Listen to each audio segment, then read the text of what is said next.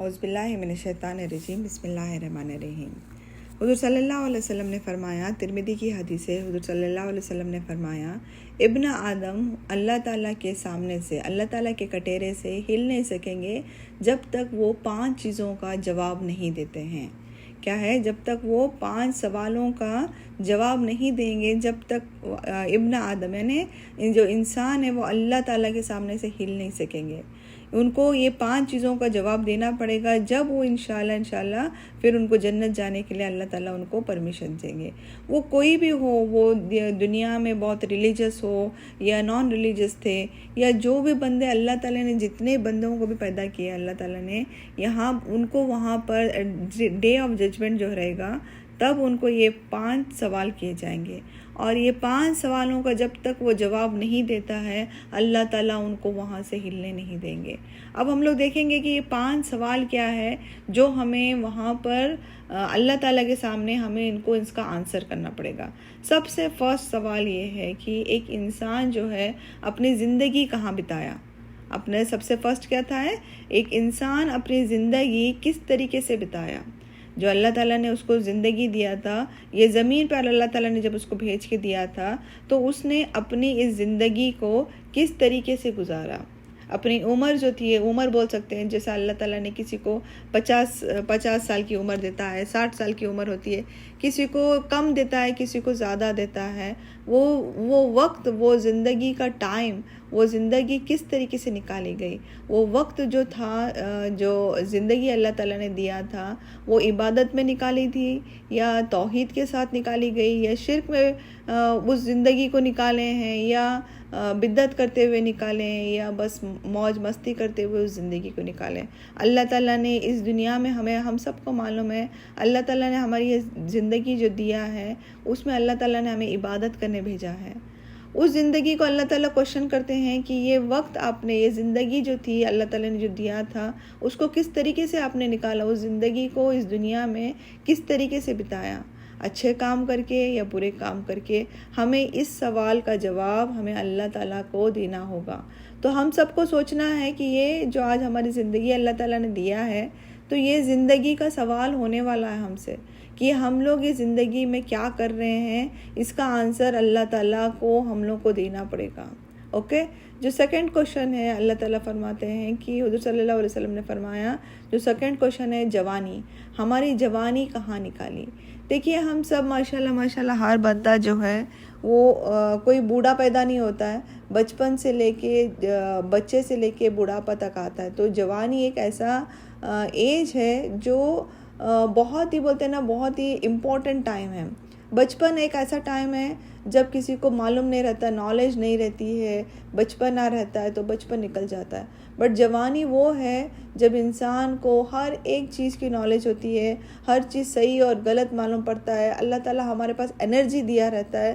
اس energy کو، اس جوانی کو ہم نے کہاں نکالے؟ بڑھاپے کو نہیں پوچھ رہے، کیونکہ بڑھاپے میں ہم لوگ کمزور ہو جاتے، ویک ہو جاتے، ہم لوگ اتنی طاقت نہیں رہتی ہے، تو اللہ تعالیٰ بڑھاپے کے بارے میں نہیں پوچھ رہا ہے۔ اللہ تعالیٰ سے جو کوشچن کیے جائیں گے وہ ہے جوانی کیسے نکالی، کہاں نکالی جوانی، کس طریقے سے نکالی۔ جوانی سو کے نکالی، مستی کر کے نکالی ہم نے جوانی، یا صرف پیسہ دنیا کمانے میں ہم نے جوانی نکالی، یا صرف پڑھائی کرنے میں ہم نے جوانی نکالی۔ دیکھیے ہم کسی کو بھی بھروسہ نہیں ہے کہ میری کل کی زندگی میں جیوں گی یا نہیں جیوں گی، بٹ جو جوانی جو زندگی ہے وہ تو ہر انسان کو معلوم ہے کہ جو ٹائم میرے پاس ہے وہ ٹائم ہم لوگ کو، سب کو اللہ تعالیٰ کے سامنے ہم لوگ کو بتانا ہے۔ تو یہ سیکنڈ کوشچن ہوگا کہ جوانی کس طریقے سے ہم نے نکالا ہے۔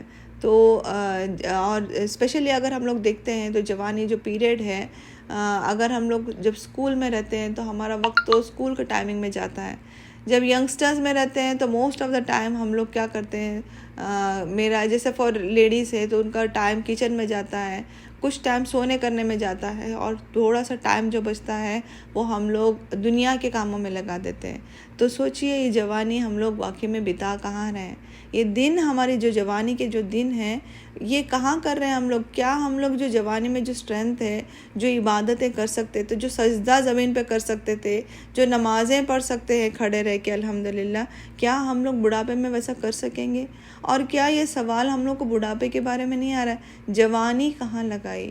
یہ بہت امپورٹنٹ سوال ہے۔ جو الحمدللہ جو ینگ ہے، جو جوان ہے، ابھی آپ کے پاس اگر موقع ہے تو اس کو صحیح جگہ پہ لگائیے، صحیح جہاں پر ضرورت ہے، جہاں پر اللہ تعالیٰ نے حکم دیا ہے وہ کام کر کے اپنی جوانی کو لگانے کی کوشش کیجیے انشاءاللہ۔ تھرڈ کوشچن یہ آتا ہے کہ مال کیسے کمایا؟ مال جو اللہ تعالیٰ کی ایک نعمت ہے، مال جو ہے وہ اللہ تعالیٰ کی طرف سے ہر انسان کو دی گئی ایک نعمت ہے۔ تو حضور صلی اللہ علیہ وسلم نے فرمایا کہ یہ ہم سے کوشچن کیا جائے گا کہ جو مال ہے وہ کہاں سے کمایا، کیسے کمایا؟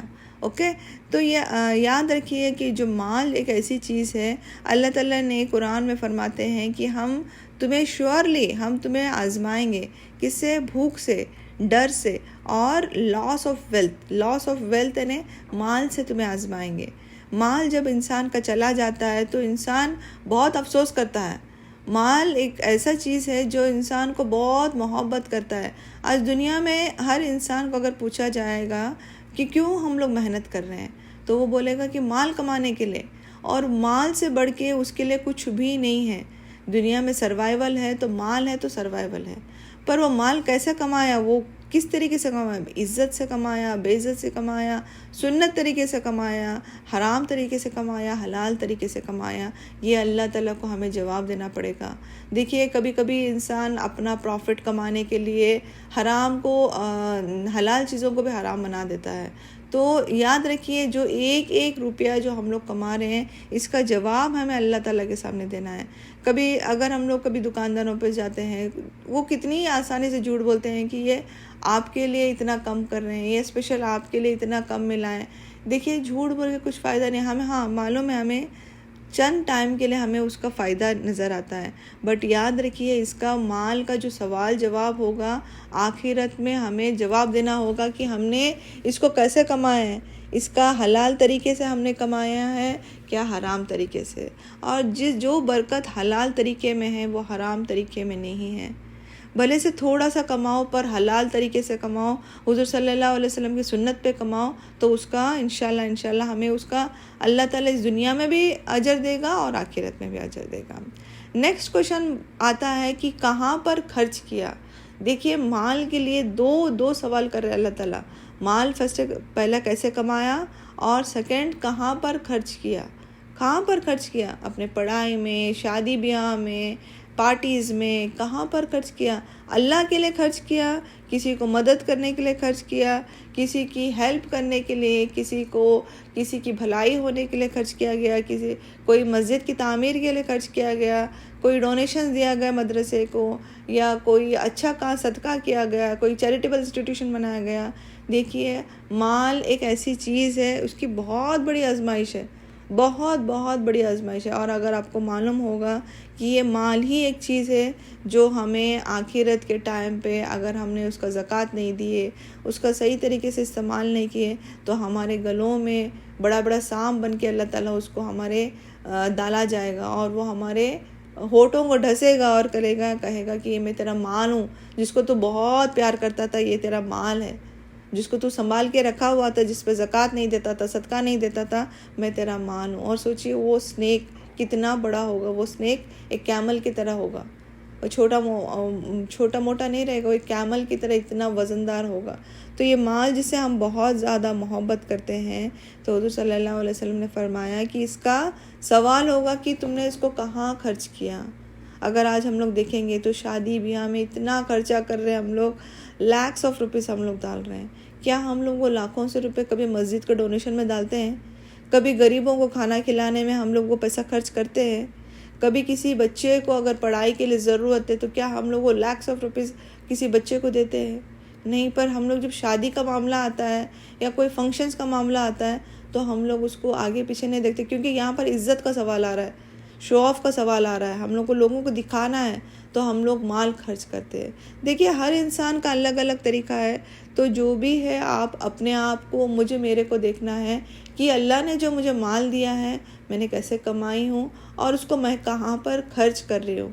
خرچ کرنا بہت امپورٹنٹ ہے. کہاں پر خرچ کیا گیا یہ اللہ تعالیٰ سے سامنے سوال ہونے والا ہے. نیکسٹ کوشچن جو آئے گا وہ ہے علم کہاں سے حاصل کیا. کیا ہے جو سب سے لاسٹ کوشچن کیا ہے؟ علم، نالج حاصل جو کیا گیا ہے اس کو کہاں پر استعمال کیا. ہم لوگ کیا کر رہے ہیں اس نالج کا جو اللہ نے ہر ایک انسان کو نالج دیا ہے. اللہ نے ہر انسان کو نالج دیا ہے. کس چیز کا نالج دیا ہے؟ دنیا کا بھی نالج دیا ہے، آخرت کی بھی نالج دی ہے. اللہ تعالیٰ ہم سے کوشچن کرے گا کہ میں نے تمہارے لیے قرآن بھیج کے دیا تھا، تمہارے لیے میں نے تمہارے کو گائیڈنس کے لیے تمہارے لیے قرآن بھیجا تھا. اس قرآن کا تم نے کس طریقے سے استعمال کیے؟ اس علم کا، اس نالج کا کیا ہوا تمہارا جو میں نے تمہارے لیے نالج بھیج کے دیا تھا. تمہارے لیے ایک بولتے نا ایک مینول جو چاہیے رہتا ہے ہم لوگ کو، اگر کسی چیز کے لیے مینول چاہیے رہتا ہے ہم لوگ کو اس چیز کو آپریٹ کرنا ہے تو مینول رہتا ہے. تو اسی طریقے سے تم کو زندگی آپریٹ کرنے کے لیے، زندگی کو چلانے کے لیے اللہ تعالیٰ نے تمہارے پاس قرآن دیا تھا، علم دیا تھا، نالج دیا تھا، قرآن اور حدیث کا نالج دیا تھا. اب تم نے اس قرآن اور حدیث کے نالج سے اپنے زندگی کو کس طریقے بنائے ہیں. دیکھیے یہ سب ہم لوگ کو جاننا بہت ضروری ہے. نالج لینا بہت ضروری ہے. نالج کے بغیر لائف نہیں ہے. نالج جب تک نہیں رہے گا ہمیں رائٹ اینڈ رانگ نہیں معلوم رہے گا. زندگی میں کیا کرنا ہے، کس چیز سے روکنا ہے ہمیں نہیں معلوم پڑے گا. تو نالج اللہ تعالیٰ نے ہمارے پاس قرآن دیا ہے. سب سے بڑی چیز ہے قرآن اور حدیثیں ہیں. تو اگر اس چیز کا ہی نالج نہیں ہے اور زندگی جیتے جا رہے ہیں، ہم لوگ زندگی کو بس جیتے جا رہے، دنیا جی رہی ہے تو ہم بھی کریں، یا ہمارے بڑے جی رہے تھے ہم بھی ان پہ ہی جئیں گے، نہیں، یہ بات نہیں ہوتی ہے. اللہ نے ہم سب کو الگ الگ ہمارا حساب کتاب ہونے والا ہے. نہ ہمارے ماں باپ کے طریقے پہ حساب کتاب ہمارا ہونے والا ہے، نہ ہمارے کسی اور کے بلبوتے پہ ہمارا حساب کتاب ہونے والا ہے. ہم جو کرے ہیں، ہم نے جو بھی دنیا میں کیا گیا ہے، ہمارا حساب کتاب انڈیویجول بیسس پہ ہوگا. کوئی ماں کسی اولاد کے لیے نہیں کھڑے ہوگی، نہ کوئی اولاد کسی ماں باپ کے لیے وہاں پر کھڑا ہوگا. ہر انسان اپنا سوال جواب اپنے کو انڈیپینڈنٹ دینا ہے. تو ہر انسان کوشش کیجئے کہ یہ 5 سوال جو ہے ہر ایک بندے کو، ہر ایک مومن بندے کو اللہ تعالیٰ کے سامنے کھڑا ہو کر دینا ہے.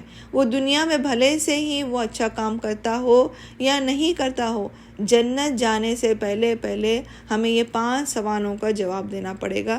انشاءاللہ اس کے بعد اللہ تعالیٰ ہمیں پھر نیکسٹ اسٹیپ پر لے کر جائیں گے.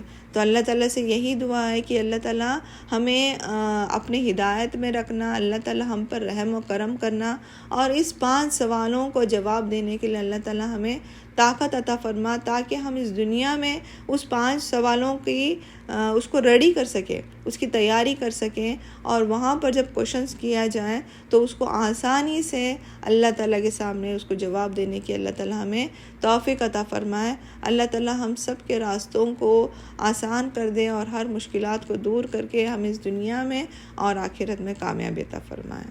آمین.